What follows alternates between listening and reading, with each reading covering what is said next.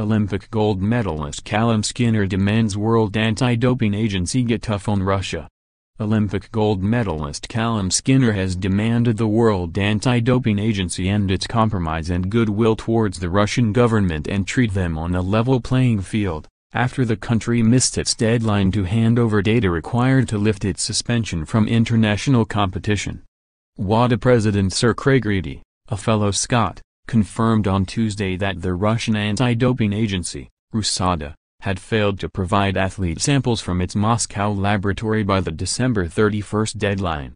The data, along with a public acceptance of the McLaren report, a WADA-commissioned independent investigation that found more than 1,000 athletes benefited from Russian state-sponsored doping, was a strict criteria for RUSADA's suspension to be lifted.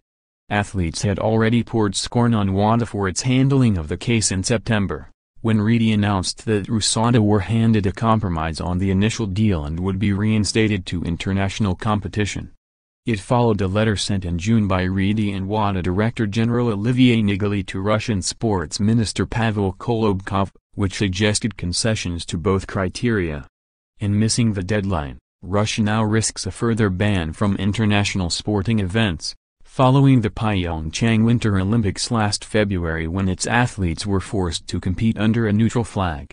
Skinner, a sprint track cyclist who won gold and silver at Rio 2016, has long been a vocal critic of Reedie, and was appointed to the British Olympic Association's Athletes Commission in November.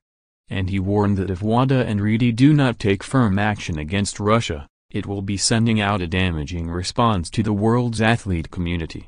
I think the first message it sends, to Russia, is that you can get away this, Skinner told Sportsmail.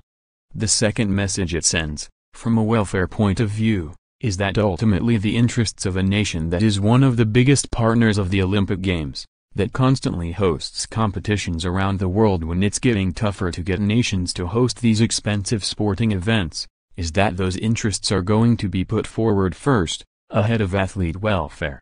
What we've seen so far is they, WADA, have taken an approach of compromise and goodwill with the Russian government, which we, athletes, have advised them against, and been proven correct in that advice. What we need now is more of a hardline approach. WADA's made a compromise too many in this instance. It's time to stick by the facts. This case has been going on for too long. It's been 4-5 years of uncertainty for athletes that competed in Olympic Games, which includes London 2012, Sochi 2014. It's a really fundamental point for athlete welfare. The McLaren report noted examples where visually impaired athletes may have been doped without their knowledge by their coaches, and children as young as 15 had their positive results covered up. I think when you see behavior like that, what's important to all athletes, besides the end result, is everyone's health. For them, WADA, to put that in jeopardy is irresponsible. Fundamentally, they have a safeguarding responsibility to the world's athletes. Reedie stated that he was bitterly disappointed by Russia's failure to meet the deadline, but held off passing sentence until the next WADA Executive Committee meeting, scheduled for January 14 to 15. U.S. anti-doping chief Travis Tygart labeled the saga a total joke and an embarrassment for WADA, while UK demanded that RUSADA be declared non-compliant again. Russia has hosted several major international competitions in recent years, including the 2014 Winter Olympics and last summer's Football World Cup. And International Olympic Committee President Thomas Bach indicated that Russia is unlikely to be banned from next year's Tokyo Olympics, as they had served their sanction in PyeongChang. Skinner branded Bach's comments unnecessary, and would be even if he were referring to a state with a squeaky clean record.